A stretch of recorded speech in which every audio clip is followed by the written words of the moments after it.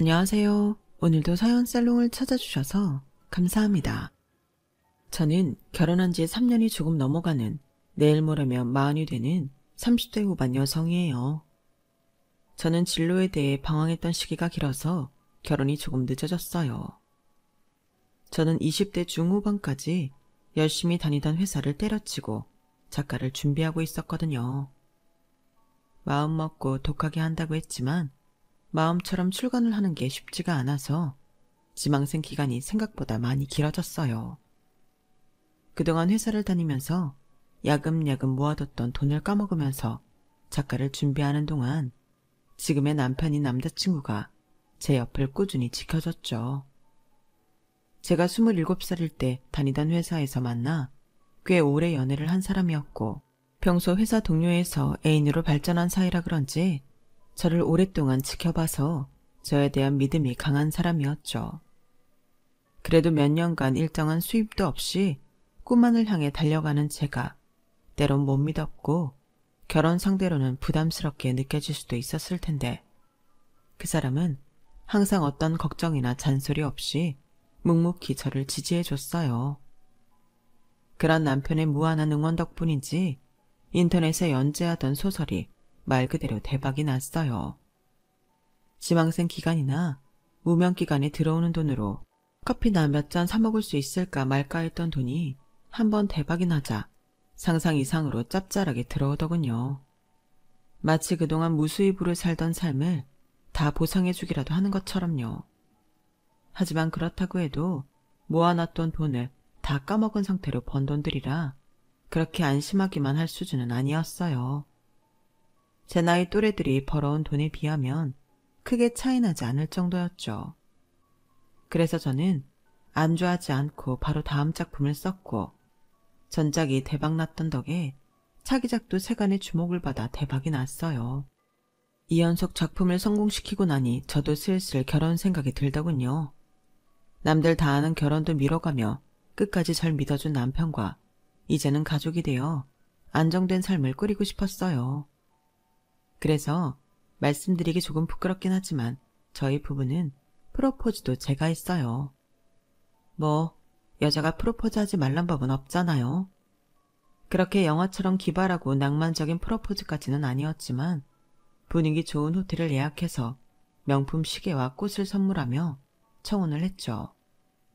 평소 무뚝뚝하던 남편이 눈물을 흘리며 저를 꼭 껴안아 주더군요. 무수입으로 살아왔던 기간 동안 저희 데이트 비용은 남편이 다 내줬었는데 처음으로 제가 번 돈으로 이렇게 나름대로 호화로운 데이트를 즐기고 명품 선물을 하니 저도 참 기분이 좋더라고요. 돈 버는 맛이 이런 거란 걸 새삼 오랜만에 깨닫기도 했고요. 경제적으로 여유가 생기니 결혼 준비를 하는 과정도 수월했어요. 뭐든 가장 마음에 들고 좋은 것으로 해도 별로 부담이 크지 않은 느낌이었어요. 덕분에 결혼식도 신혼집 마련이나 혼수도 남들이 적당히 부러워할 만한 수준으로 했던 것 같아요. 친정에 손 벌린 건 없지만 시댁에는 제 수입이 크다는 사실을 공개하는 게 부담스러워서 친정에서 어느 정도 보태주셨다고 둘러대긴 했죠. 작품 수입이라는 게 워낙 들쭉날쭉이라 또 언제 시들해질지 모르니 말하기 조심스러운 것도 있었고 괜히 큰돈 번다고 하면 시댁 태도가 이상해질까 두려운 것도 있었어요. 맞아요. 한마디로 불필요한 분란을 만들고 싶지가 않았던 거죠. 남편이 제게 티를 내진 않았지만 제가 지망생이었을 시절 결혼 적령기가 넘어갈까 말까 하던 남편에게 시부모님께선 선자리를 제안하는 문자를 보냈던 걸 우연히 본 적이 있었거든요. 꿈만 쫓는 미래가 불안정한 애랑 계속 만나며 시간 허비했다간 네 결혼도 물 건너간다며 안정적인 회사원이나 참한 공무원 아가씨를 소개해 줄 테니 저와 영 못 헤어지겠다면 저 몰래 한번 만나라도 보라면서요. 그땐 솔직히 하늘이 무너지는 줄 알았지만 결과적으론 남편이 거세게 화를 내며 나가지 않은 모양이더라고요. 자식 둔 부모님들 심정이 아예 이해가 안 되는 것도 아니라서 그러려니 생각하고 넘기려고 많이 노력했어요. 남편이나 시부모님 모두 제가 그 문자를 봤다는 사실을 모르니 제가 시댁에서 상처받은 적이 있다는 것도 몰랐을 거예요. 저도 사람이다 보니 최대한 이해하려고 했어도 은근히 경계가 되는 마음은 어쩔 수 없더라고요. 그래서 남편에게도 시댁에게 수입을 공개하는 건 부담스럽다고 잘 돌려 말했고, 제 뜻을 받아들인 남편은 일반 직장인 월급 정도 버는 프리랜서 작가가 되었다고 시댁에 잘 포장한 것 같더라고요. 그렇게 어찌어찌 오랜 연애 끝에 저희도 결혼을 하게 되었죠. 주변에 저희 커플의 사정을 알던 친구들도 그동안 고생 많았다며 많은 축하 속에서 행복한 결혼식을 올렸어요. 결혼 전 다른 건 걱정이 안 되었지만 딱 한 가지 걱정이 되는 게 있었어요. 남편에게는 형이 한 분 계셨는데 그 형의 아내분, 그러니 제게는 큰 동서 되시는 분께서 잘 사는 집 따님이라고 하시더군요. 친정에서도 결혼할 때 도움을 많이 주시고 부잣집 딸이라고 하니 시부모님께서 아주 딸을 얻어온 양 예뻐하셨다고 들었거든요. 아무래도 저처럼 남편 결혼 정년기 넘을 때까지 제 꿈만 쫓던 며느리랑은 다르게 대하실 것 같아 그게 조금은 걱정이 됐어요. 그래도 뭐 제가 이제는 없어서 이러는 게 아니라 있어도 없는 척하니까 이 정도는 감수해야겠다고 생각을 했죠. 안녕하세요. 처음 인사드리네요. 어머, 드디어 우리 도련님이 결혼을 하네. 이제 나도 동서가 생기네요. 반가워요. 우리 잘 지내봐요. 네, 형님. 앞으로 잘 부탁드려요. 걱정이 무색하기도 제 형님 되실 분은 서글서글한 인상의 미인이셨어요. 첫 만남부터 어찌나 친절하고 성격이 밝으신지 정말 부유하고 화목한 가정에서 티 없이 맑게 자란 느낌이 나더라고요. 결혼한 제 주변 친구들이 시부모님 못지않게 빌런인 게 동서지간이라며 겁을 주곤 했었는데 막상 직접 형님을 만나보니 그런 걱정이 싹 사라질 정도였어요. 그렇게 길지 않은 시간이었지만 사회에서 잘 만나보기 힘든 수준으로 좋은 사람인 것 같은 느낌이 확 왔죠. 여보, 형님 너무 싹싹하고 인상도 좋으시다.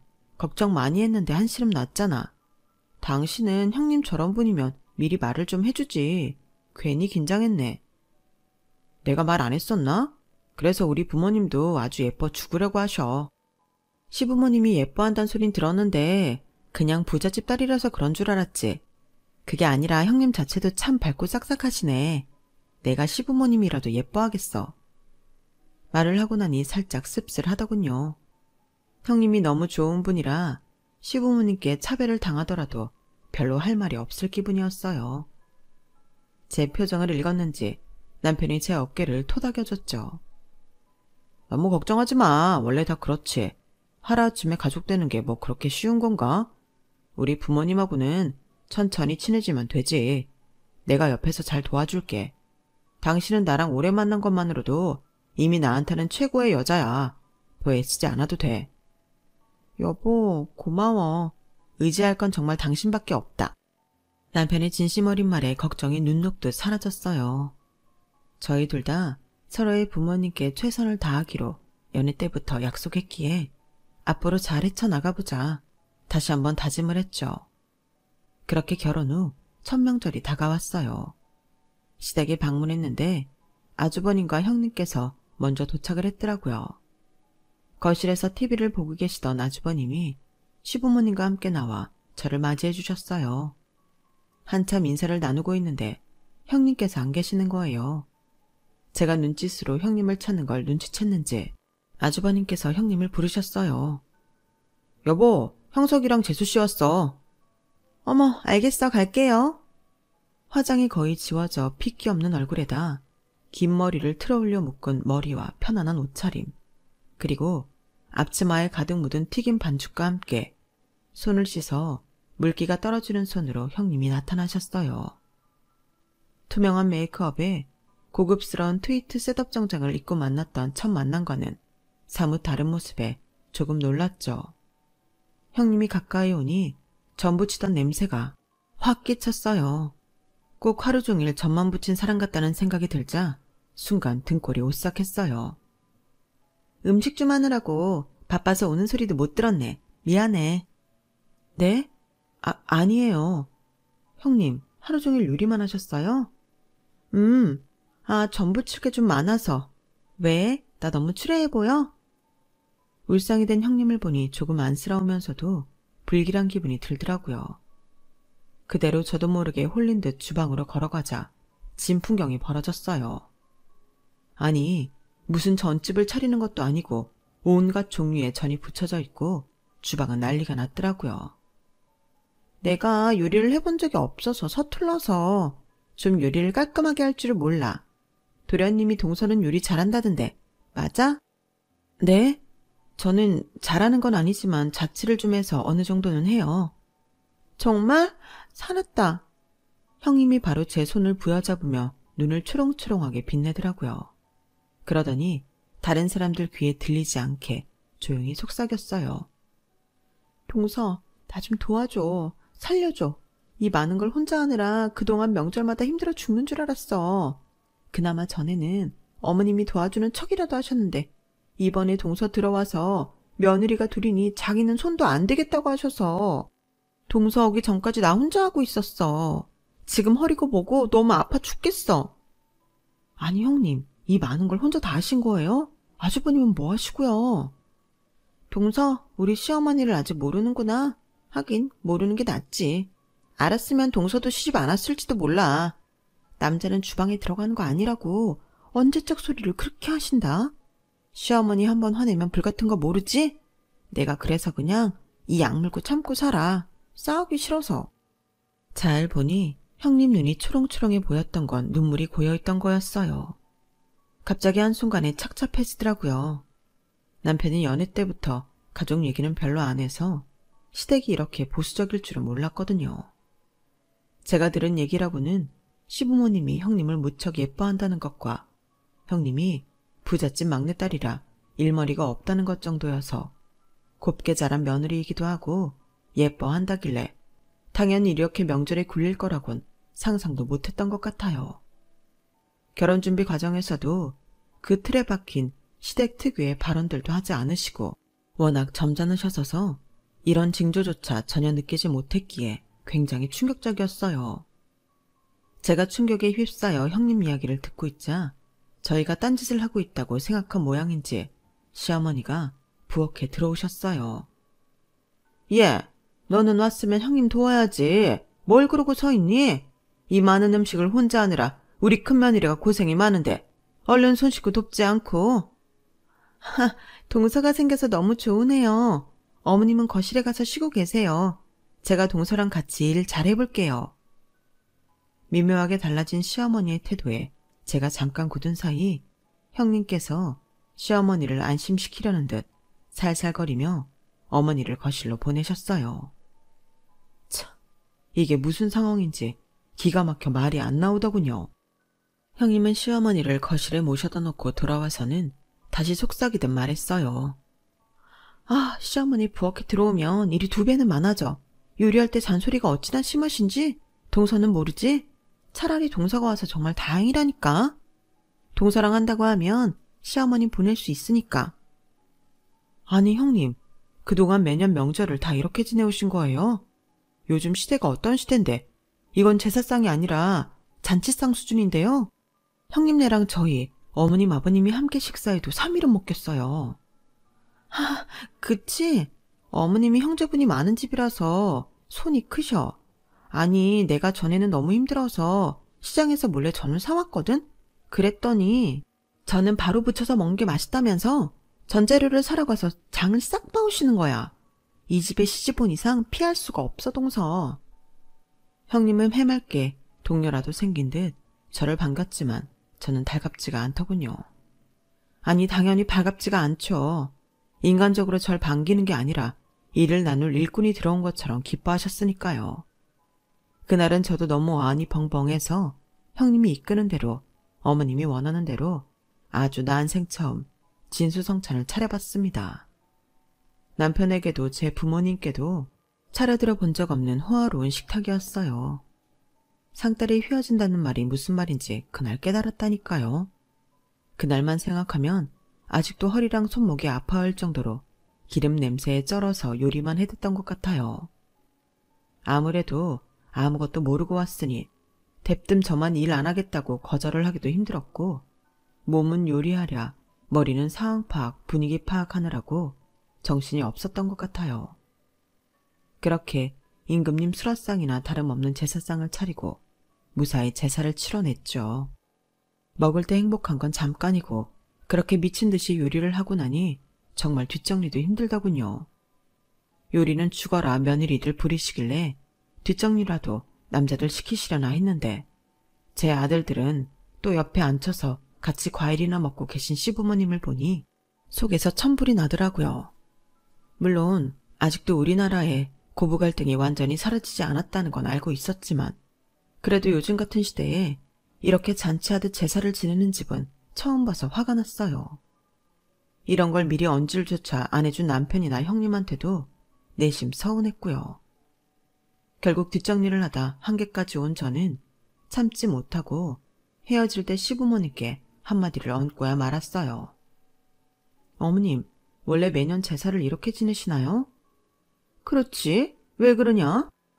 저희 집은 제사를 지내는 집안이 아니라 이런 게 너무 낯설기도 하고 간소화시킨 것도 아니고 이렇게 옛날 방식으로 상다리 휘어지게 제사 지내는 거 저는 2번은 못할 것 같아요. 음식 가짓수도 장난 아니고 인원도 인원인데 저랑 형님 2명이서 이렇게 많은 음식을 해낸다는 게 노동량이 말이 안 되는 것 같아서요. 다음부터는 음식 가짓수를 줄이고 남편들도 참여를 해야 부담 없이 제사를 지낼 수 있을 것 같아요. 한마디만 얹히려고 했는데 시어머니의 왜 그러냐는 태어난 물음에 할 말이 본물처럼 터져나오더군요. 보는 사람에 따라 왜 그렇게 발끈하냐 생각할 수도 있겠지만 저는 오히려 할 말을 다해서 다행이라고 생각했어요. 제가 몇 번을 더 참고 오늘 같은 제사상을 차리다가 어느 날 갑자기 폭발하면 시부모님은 그걸 더 이상하게 보셨을 테니까요. 차라리 이런 일을 처음 겪는 오늘 제대로 제 의사를 못 박아두는 게 나을 것 같았죠. 예상 못한 건 아니었지만 시부모님의 얼굴이 불그락 푸르락 해지더라고요. 너는 제사를 몇 년 지낸 것도 아니고 이제야 겨우 결혼하고 첫 제사 지낸 애가 벌써부터 한다 못한다 말이 많으니? 아휴, 세상 참 말세다. 그럼 이 많은 음식을 다 늙은 내가 하리? 그래야 네가 속이 편할까? 어머님, 그 뜻이 아니고요. 이렇게 많은 음식을 한다고 생각하면 어머님도 힘드시죠? 옛날이야 워낙 다 같이 못 먹고 살았으니 제사 때라도 다 같이 모여서 밥 먹자고 이렇게 후하게 차린 거라고 들었어요. 지금은 옛날처럼 못 먹는 시대도 아닌데 괜히 음식 가짓수 많으면 요리하는 데만 힘들고 다 먹지도 못해요. 그래서 간소화하고 남자들도 좀 좁자는 건데 뭐가 문제인지 모르겠네요. 남자들이 어딜 재수없게 주방에 들어가? 요리는 여자들 담당이야. 남자들은 바깥일 하니까 여자들이 이런 일이라도 해야지. 어머님, 그 말씀도 참 서운하네요. 저도 바깥일하는 처지에 이런 일은 왜 여자들만 하라고 하시나요? 세상이 많이 바뀌었어요. 꼭 그렇게 바깥일, 집안일 할 게 아니라 남자도 여자도 다 나눠서 하면 편하잖아요. 뭐야? 너는 일도 집에서 하는 애가 뭐 그리 바깥 나가서 일하는 애하고 비교를 해, 비교를. 나가고 안 나가고가 뭐가 중요해요, 어머님. 일하는 건 똑같은데. 6식구 먹을 걸 한두 가지 메뉴도 아니고 상다리 휘어지게 하려면 2사람으로는 턱없이 부족하죠. 어머님도 솔직히 그동안 힘드셨을 거잖아요. 요즘은 제사를 안 지내는 집도 많은데 이왕 할 거 필요 이상으로 하지 말고 간소화하면 온 가족이 다 힘들이지 않고 즐겁게 할 수도 있는 거잖아요. 남자들 따로 여자들 따로 누군 TV 보고 누군 하루 종일 부엌에 갇혀서 요리만 만들면 누가 명절에 제사를 지내고 싶겠어요. 제가 하는 말을 들으며 뒷목을 잡으시던 어머님은 여름 봤는데 더 이상 받아칠 말은 없으셨는지 돌아온 제 남편 멱살을 부여잡고 흔들어대기 시작했어요. 깜짝 놀란 형님과 아주버님이 어머니를 뜯어 말리기 시작하셨죠. 아, 이놈아, 이 자식아. 그러게 내가 저딴 애 만나지 말라고 안정적인 직장 가진 애 만나라고 몇 번을 말했니? 저런 애들 믿고 지원해봤자 네 아까운 젊은 시절만 다 날리고 그런다고 성공을 한 것도 아니고 이제야 겨우 사랑구실 하는 주제에 일하는 거 가지고 유세 부리면서 며느리 노릇도 안 하려고 들어? 그러게 내가 저런 애 만나지 말라고 했어, 안 했어? 며느리 하나 잘못 들어오면 패가 망신이야. 어머님, 제가 제사를 안 지내려고 한 게 아니라 가족들이 다 같이 편하게 지내면 좋겠다는 뜻이었어요. 됐어. 뭘 이제 와서 변명이야. 저 당돌한 년. 내가 너 그렇게 안 봤는데 결혼하니까 속내를 드러내는구나. 아, 내 팔자야. 내 팔자야. 남편의 멱살을 잡고 흔들던 어머님이 쓰러지듯 바닥에 들어 누우셨어요. 멱살 잡혀있던 남편도 끌려가며 난처해했고 아버님이 화를 내셨죠. 당신, 작은 애 결혼하고 천명절인데 이게 무슨 추태야? 얼른 일어나지 못해?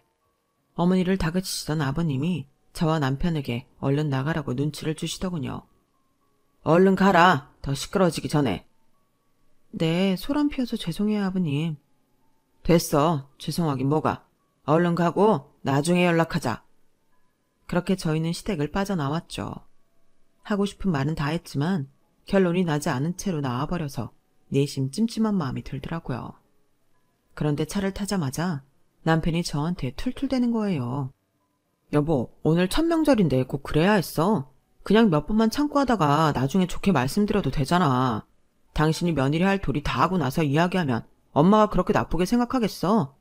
안 그래도 형수님이 묵묵하게 시키는 대로 하는 스타일이라 더 비교될 텐데 괜히 왜 분란을 만들어. 제 편을 들어주지 못할 망정 형님과 비교하는 듯한 발언에 머리 끝까지 화가 나더군요. 뭐라고? 아니, 형님은 형님이고 나는 나지. 그리고 그 얘기가 왜 나와? 형님도 뭐 좋아서 하시는 건 줄 알아? 얼굴 보니까 죽을 맛이더만. 내가 할 말 다 해서 형님도 좋으셨을걸? 형수님은 진짜 순한 분이라 그게 며느리 도리인 줄 알고 하시는 거야.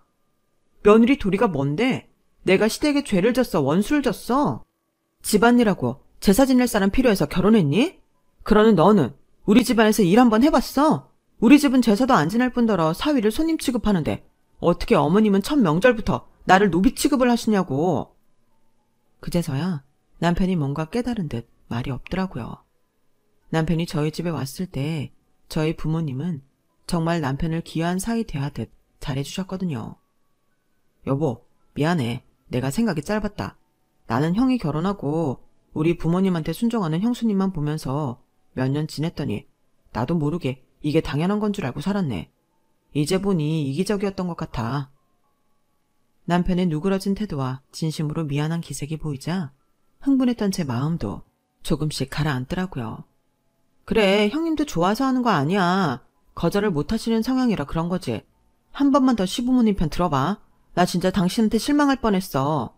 딴 건 몰라도 내가 제사를 지내지 말자고 한 것도 아니고 못할 말 한 것도 아니야. 이왕 지낼 거면 합리적으로 지내자고 한 거지. 이렇게 매번 힘들게 지내고 나면 형님이고 나를 비교하고 언제까지 버틸 수 있을 것 같아? 마음속으로 화도 많이 쌓일 텐데 그것보단 처음부터 말씀드려서 바꾸는 게 낫지. 그러네, 당신 말이 맞는 것 같아. 내가 생각이 짧았어. 미안해. 엄마 화 풀리시면 나도 잘 이야기해볼게. 다행히 남편이 제 입장을 이해해줘서 저희 부부의 싸움은 여기서 그쳤어요. 그로부터 며칠 후 형님에게서 전화가 왔어요. 전화를 받자 어쩐지 조금 들뜬 목소리가 들리더군요. 네, 형님, 무슨 일이세요? 동서, 얼마 전에 명절 말이야. 동서 너무 멋있었잖아. 나 아직도 그때만 생각하면 완전 짜릿하다? 그 얘긴 꼭 해주고 싶어서 전화했어. 아, 형님도 참 멋있긴 뭐가 멋있어요.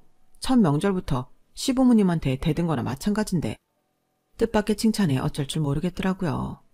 제 입장에서야 떳떳한 행동이었지만 사람들 보기 나름이었던 일이라 그동안 꿋꿋이 참고 살아왔던 형님이 보기에는 충분히 절 이상하게 볼 법도 하다 생각했거든요.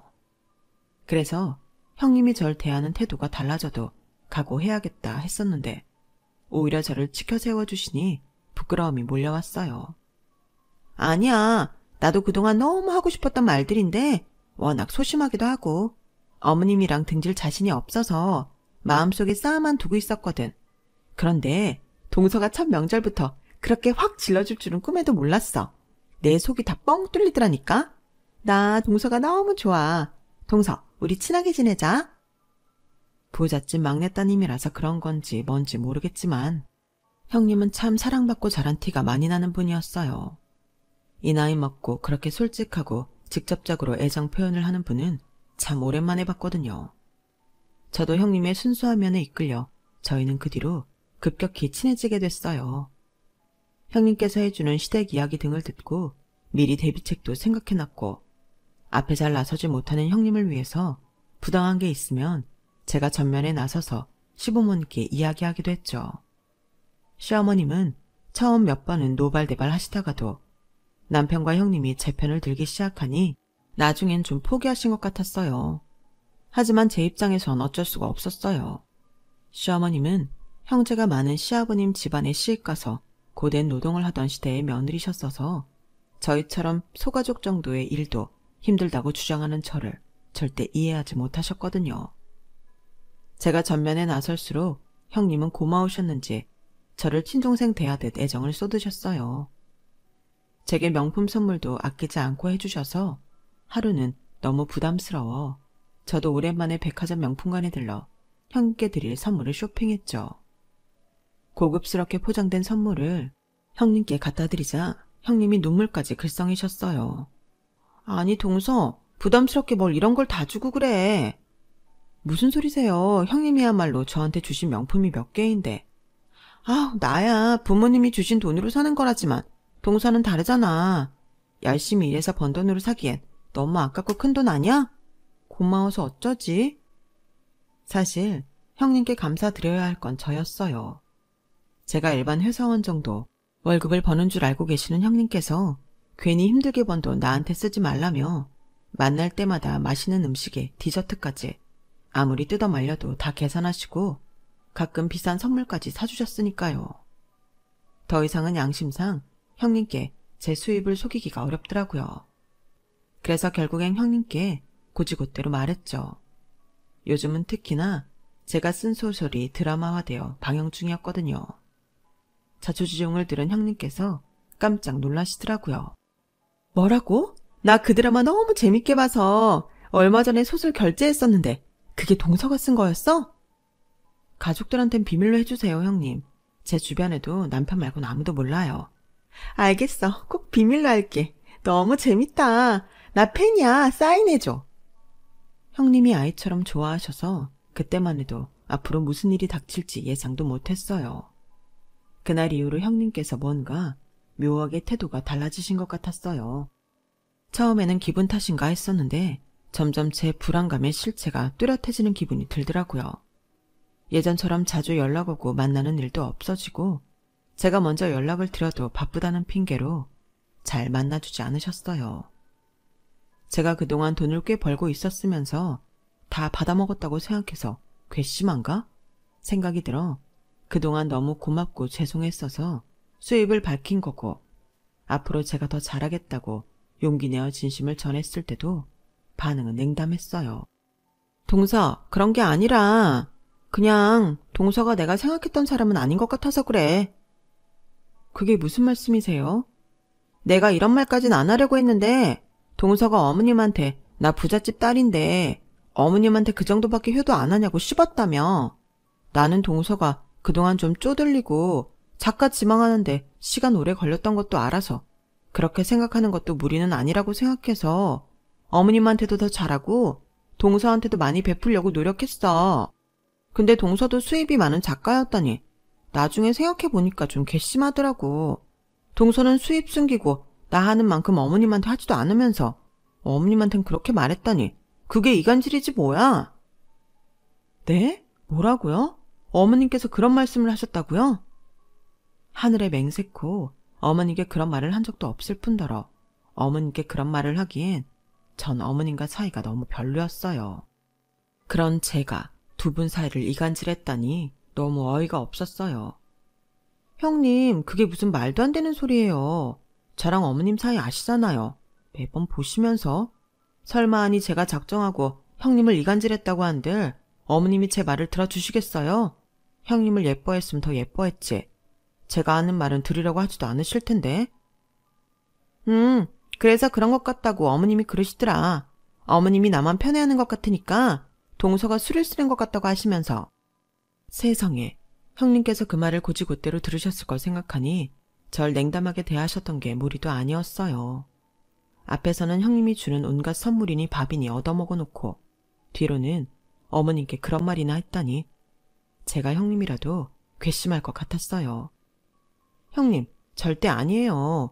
그랬으면 제가 형님께 끝까지 수익 공개 안 하고 얻어만 먹었겠죠. 이제 그러기 싫고 죄송해서 공개한 거예요. 형님께 잘해드리고 싶어도 형님께서 맨날 거절하시니까. 제 수입을 공개하면 형님이 좀 마음 편하게 제 호의를 받을까 해서요. 제가 결혼하고 나서 시어머님이랑은 좀 그렇게 됐어도 옆에 형님이 계셔서 얼마나 든든하고 좋았는데 제 마음 정말 모르시겠어요? 제 진심이 닿았는지 형님께서 경계를 좀 푸시는 것 같더라고요. 그럼 어머님이 우리를 이간질한 거야? 그런 것 같아요. 아무래도 결혼하고 나서 형님도 저 때문에 많이 달라지셨으니까. 괜히 형님이랑 제가 친하게 지내는 꼴을 보기 싫었을지도 모르죠. 추측일 뿐이지만요. 아, 사실이라면 나 정말 어머님께 실망인데? 나 어머님 말 듣고 도대체 어디까지 어머님께 더 잘해드려야 할지 몰라서 엄청나게 부담됐었어. 솔직히 동서도 알잖아. 나 같은 며느리 없는 거. 그런데 더 잘하길 바라신다니 정말 미치겠는 거야. 옆에서 동서가 그걸 부추기는 줄 알고 동서가 얼마나 미웠는 줄 알아? 저는 형님의 반의 반도 못하는데 그런 소리를 제가 왜 하겠어요? 그런 말할 자격도 없어요, 저는. 동서, 오해해서 미안해. 처음 그 얘기를 들었을 때 바로 물어볼걸. 아니에요, 형님. 충분히 오해하실 만했어요. 앞으로는 이런 얘기 있으면 꼭 저한테 먼저 물어봐 주세요. 저도 그동안 받기만 해서 죄송했어요. 이제 제 호의 좀 마음 편하게 받아주세요. 저희는 그렇게 아름답게 화해를 했어요. 하지만 시어머니께는 한번 말씀을 드려야겠다 싶었어요. 이 정도로 오해가 풀려서 다행이지 앞으로도 계속 이간질을 하신다면 무슨 일이 일어날지 장담을 못하니까요. 얼마 안 있으면 설날이라 한번 말씀드려야겠다 싶었죠.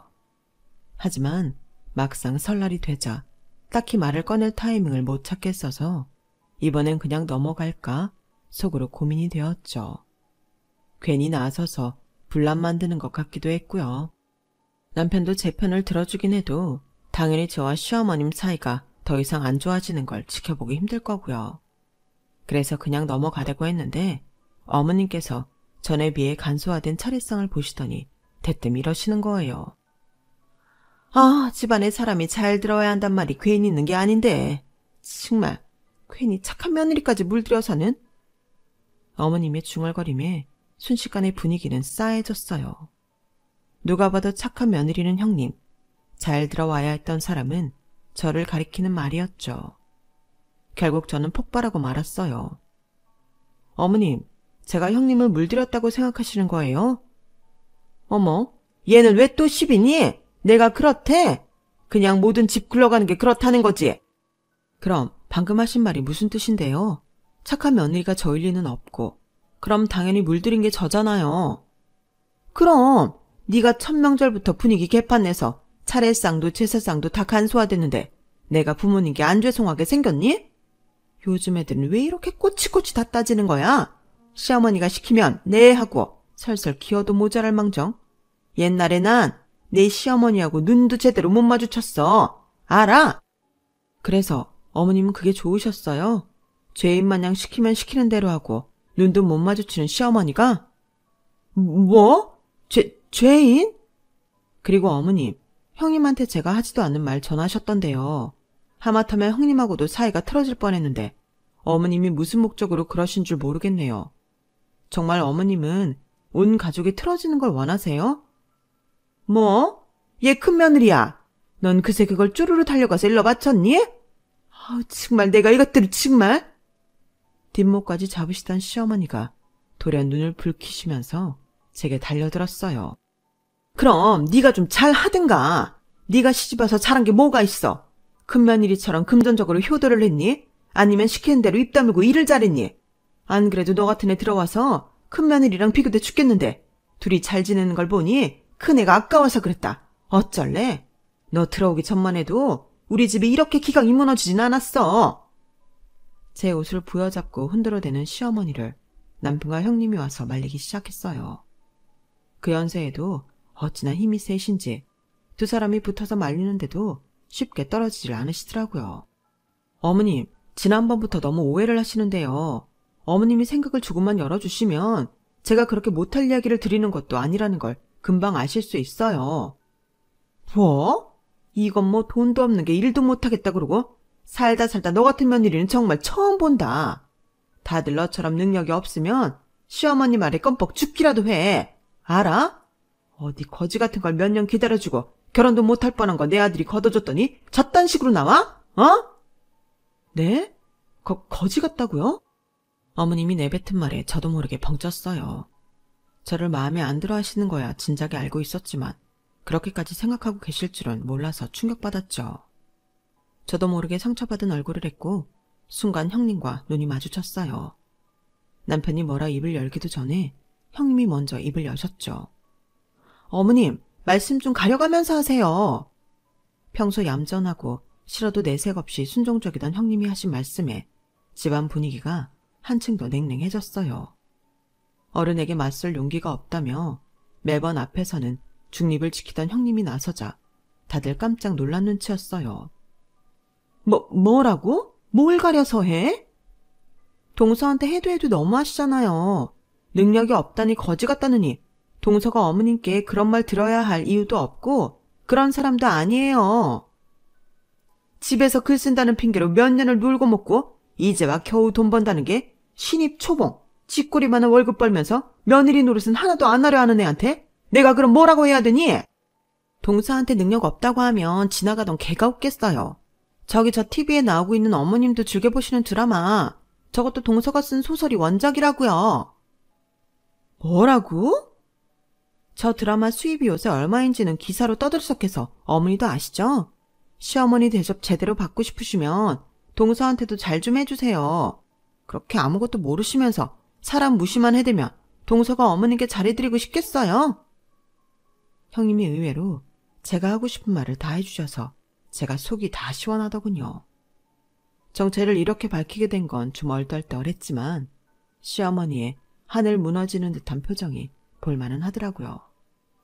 뒷목 잡고 쓰러지는 신용하던 시어머니를 남편과 아주버님이 부축해 가셨고 그 뒤로 어머님은 기세가 꺾인 건지 다시는 절 괴롭히지 않으셨어요. 오히려 저도 돈줄이 된다는 걸 깨닫고 난 뒤론 제 비위를 살살 맞추며 관계를 회복해보려는 속내가 보였는데 전 그것마저 너무 싫어서 적당히 거리를 두고 있죠. 남편도 차라리 밝히니까 저렇게 얌전해질 줄 몰랐다며 이럴 줄 알았으면 진작 말씀드릴 걸 그랬다고 하는데 제 생각은 좀 달랐어요. 처음부터 밝혔다면 시어머니는 제게 떨어질 콩고물 없나 싶어 본색을 드러내지 않았을 것 같거든요. 차라리 사이가 나빠질 대로 나빠진 지금 제가 어머니께 열심히 잘해드리지 않아도 될 명분이 생겨서 오히려 편하네요. 가끔 형님이 제 작품들 이야기를 자랑하듯 하는데 잠자코 듣고 계시면서 내심 뭔가 바라는 눈빛이지만 이야기는 차마 못 꺼내는 듯한 어머니의 태도를 볼 때마다 속이 시원해요. 그렇게 저를 무시하고 배척하지만 않으셨어도 잘해드렸을 텐데 시어머니의 며느리에 대한 과한 욕심이 부른 참사였죠. 저 대신 큰 용기를 내서 앞에 나서주신 형님과는 전보다도 더 친해졌어요. 지금은 마치 친언니가 생긴 것 마냥 아주버님과 남편보다 더 자주 연락하고 만나는 절친한 사이가 되었답니다. 연애 시절부터 제게 반감이 있는 시어머니 때문에 조금은 우울한 시댁생활이 되는 거 아닌가 걱정했는데 언니 같은 형님을 만나게 될 줄 누가 알았겠어요. 요새는 언제나 제 편을 들어주는 든든한 남편과 같이 있으면 즐거운 형님 덕분에 참 결혼하길 잘했다는 생각이 드네요. 저도 계속 이렇게 잘해 나가고 싶습니다. 제 사연 들어주셔서 감사해요. 건강이 최고죠. 모두 건강하세요. 여러분, 사연 댓글에 응원과 현명한 조언 부탁드려요. 좋아요와 구독은 저에게 큰 힘이 됩니다. 오늘도 좋은 일 가득하세요.